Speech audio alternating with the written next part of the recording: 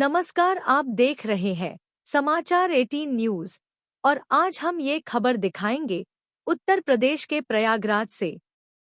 प्रयागराज में मेजारोड के DGS guest house में राष्ट्रीय सैनिक संस्था द्वारा विचार गोष्ठी एवं सम्मान समारोह का आयोजन किया गया, जिसका विषय था चरित्र की परिभाषा देश काल पात्र के अनुसार होनी चाहिए।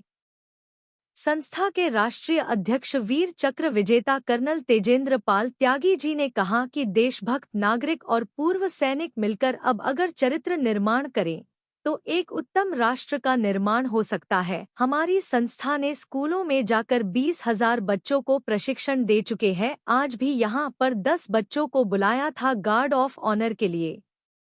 कर्नल त्यागी जी ने कहा कि हमारा नारा यह है कि आज से गुड मॉर्निंग, नमस्ते और सत श्री अकाल को अवकाश दिलाया जाए और इसकी जगह जय हिंद बोलेंगे तो हमारे अंदर देशभक्ति की भावना विकसित होगी और हमारा उच्च चरित्र निर्माण होगा।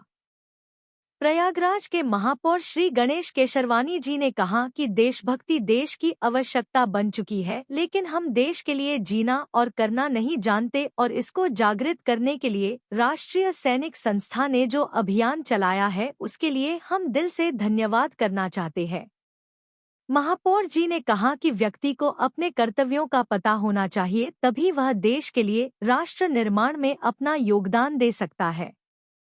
राष्ट्रीय सैनिक संस्था के प्रदेश अध्यक्ष श्री प्रेम शंकर सिंह जी ने बताया कि आने वाला युवा पीढ़ी चरित्र के बारे में चिंतन करे और जब उसका चरित्र मजबूत होगा तभी वह राष्ट्र का निर्माण कर पाएगा।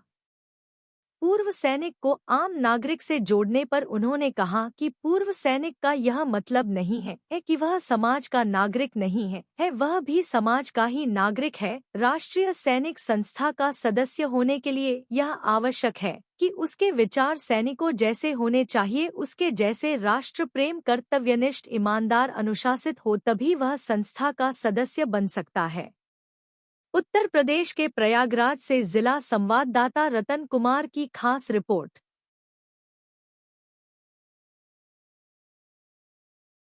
शंकर जी से बात करना चाहते हैं, बताइए सर, क्या संदेश देना चाहते हैं? संदेश देना चाहता हूँ आने वाली युवा पीढ़ी वो चरित्र के बारे में चिंतन करे और जब उसका चरित्र मजबूत होगा तभी वो राष्ट्र तभी वो राष्ट्र के पर समर्पित होकर राष्ट्र का निर्माण कर पाएगा और बिना चरित्र के किसी भी आदमी का बहुत लंबे समय तक एक अच्छे व्यक्ति के साथ रहना मुश्किल है। इसलिए मैं चाहता हूँ कि चरित्रवान हो और चरित्र निर्माण के लिए हर समाज में एक जागरूकता पैदा हो।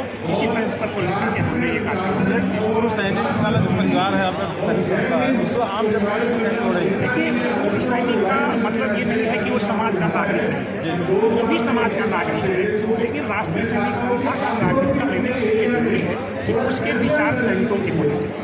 सैनिकों के विचार का मतलब यह है ईमानदारी, कर्तव्यनिष्ठा, नैतिकता, हर चीज़, राष्ट्र प्रेम। अगर ये सब ठीक है तो राष्ट्रीय सैनिक संस्था का पदाधिकारी भी बन सकता है, सदस्य बन सकता है, चाहे वो आम नागरिक हो। बहुत धन्यवाद पंडित जी, हमारी शुभकामनाएं आपके साथ में है।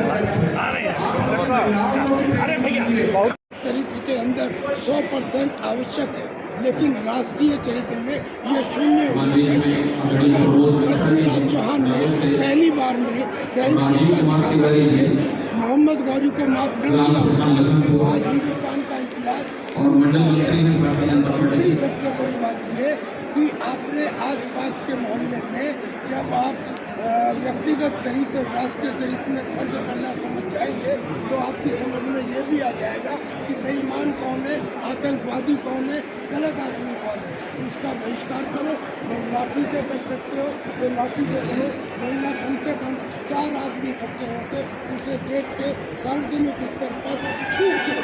बस ये थूकना अनपार्लियामेंट्री नहीं है, लेकिन जिसका सोशल बॉयकॉट होता है उस आदमी को 5 मिनट तक नींद नहीं आती। चरित्र निर्माण को स्थापित करने के लिए यही रास्ते हम राष्ट्रीय सैनिक संस्था की तरफ से बताए हैं। विस्तृत जानकारी हम ऑलरेडी दे चुके हैं, जो आपको प्रेम सर सर राष्ट्रीय सैनिक संस्था जो आपका बना हुआ है, इसमें यह है ना कि मतलब सैनिक लोग जनप्रतिनिधि, मतलब जन सामान्य लोग कैसे जोड़ें? जी। क्योंकि उनके बीच में काफ़ी दूरियां रहती हैं। नहीं, मगर उनको ऐसे सिविलियंस को काफ़ी लोग दूर समझते नहीं, हैं। मगर मैं यही तो बात मैं बताना चाहता हूँ। जो फौजी है वो ये समझता है कि जो सिविलियन है वो बेईमान है, और जो सिविलियन है वो ये समझते हैं कि जो फौजी है वो गुप्पा है। और इस दोनों विचारधाराओं को जोड़ने के लिए ही इनको ये संगठन 25 साल पहले बनाया गया। सिपाहियों को बताया गया कि चंद्रशेखर आजाद और भगत सिंह तुमसे बड़े देशभक्त थे, केवल अपने आप को देशभक्त न समझो। सर क्या संदेश देना चाहेंगे सर? मैं संदेश ये देना चाहूँगा कि देशभक्त नागरिक और पूर्व सैनिक मिलके अब अगर चरित्र निर्माण की दिशा में बढ़े तो आज देश की स्थिति ऐसी हो चुकी है कि कब क्या हो जाए किसी को नहीं पता। ऐसे में हमारा जो एक उद्देश्य है कि हम स्कूलों में जाके हम 20,000 बच्चों को प्रशिक्षण दे चुके हैं। आज भी हमने यहाँ पे 10 बच्चों को बुलाया था गार्ड ऑफ ऑनर देने के लिए। ये प्रशिक्षण शुरुआत से प्राथमिक स्तर से चालू होगा कि हाई स्कूल इंटरमीडिएट में? 8वीं और 9वीं और 10वीं क्लास के बच्चों के लिए होगा। और इस प्रशिक्षण में न केवल ड्रिल, पीटी, एम्बुश और पेट्रोलिंग, बल्कि इसके अंदर ये भी बताया जाएगा कि संविधान की धारा 51 में जो 11 कर्तव्य हैं उनके बारे में भी, यानी कि यहाँ से प्रशिक्षण लेने वाला बच्चा कहीं बस नहीं चलाएगा, रेल नहीं फूकेगा। आप समझ रहे हैं सर? अगर ये आवश्यकता उस चरित्र निर्माण की है तो आपको रोज सड़कों में दिखाई देगा। सर देश की जब उसको मालूम हो जाएगा देश की संपत्ति हमारी संपत्ति है, वो नहीं करेगा। जी बिल्कुल बिल्कुल ज्ञान हो जाएगा जी। और हमारा आखिरी नारा ये है, और वो ये है कि आज से हमने सबको संकल्प दिलवाया है कि गुड मॉर्निंग, नमस्ते, आदाब, सत श्री अकाल, इन सबको इज्जत के साथ अवकाश दो, बाइकआउट में अवकाश दो। और आज के अभिवादन में जहाँ एक दूसरे के साथ मिलो, जय हिंद बोलो और जय हिंद बोलो। जब हम जय हिंद बोलते हैं तो 2-4 सेकंड तो देश प्रेम और देशभक्ति की भावना आपके दिमाग के चारों तरफ रहती। कल्पना कीजिए प्रयागराज की मेजा धरती के लोग, इतने अच्छे लोग, अगर पूरे श्रद्धा, विश्वास और प्रेम के साथ दिन में कई बार जय हिंद बोलेंगे और जय हिंद बुलवाएंगे तो फिर समझ लो कि देशभक्ति प्रारंभ होगी। यही तो है देशभक्ति और कोई जादू तो नहीं है। जी।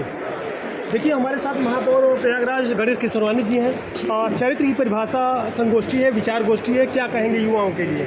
निश्चित रूप से मैं राष्ट्रीय सैनिक संस्था के सम्मानित आदरणीय त्यागी जी का हृदय से अभिनंदन करता हूँ, आदरणीय प्रेमशंकर सिंह जी का, जिन्होंने आज जो देश की एक आवश्यकता बन चुकी है।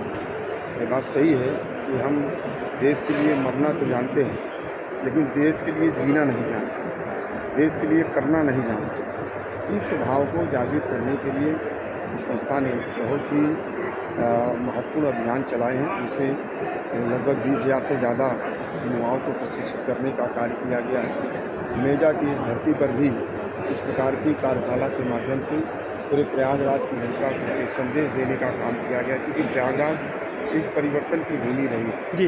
देश के अनेक सामाजिक, राजनीतिक और आंदोलनों में प्रयागराज की अपनी भूमिका रही है। प्रयागराज से जो आवाज़ उठती है, मैं समझता हूँ पूरा देश उस आवाज़ को ग्रहण करता है। तो एक व्यक्तिगत चरित्र व्यक्ति का किस प्रकार से होना चाहिए, राष्ट्रीय चरित्र किस प्रकार से व्यक्ति का होना चाहिए, दोनों में क्या अंतर होना चाहिए, और दूसरी चीज़ को यहाँ पर स्पष्ट करने का कार्य राष्ट्रीय सैनिक संस्था के द्वारा किया गया है। मैं बहुत ही अभिभूत हूँ इस कार्यक्रम में आकर के, और एक नई सोच का जन्म यहाँ से हो रहा है। एक व्यक्ति के रूप में, एक संस्था के रूप में, एक अधिकारी के रूप में, एक कर्मचारी के रूप में, एक आम नागरिक के रूप में, एक सैनिक के रूप में, समाज के प्रति, देश के प्रति जो हमारी जिम्मेदारी है, जब तक उसका भान हमको नहीं होगा, हम बहुत बड़े पदाधिकारी बन जाए, हम अपने कर्तव्यों का निर्वहन नहीं कर सकते। इसलिए कर्तव्य का, दायित्व का बोध जब तक व्यक्ति के अंदर नहीं होगा, तब तक वह सर्वोत्तम अपना नहीं दे सकता है। तो उसी सर्वोत्तम का भान कराने के लिए इस कार्यक्रम का आयोजन किया गया है। मैं हृदय से शुभकामनाएं देता हूँ। बहुत बहुत धन्यवाद।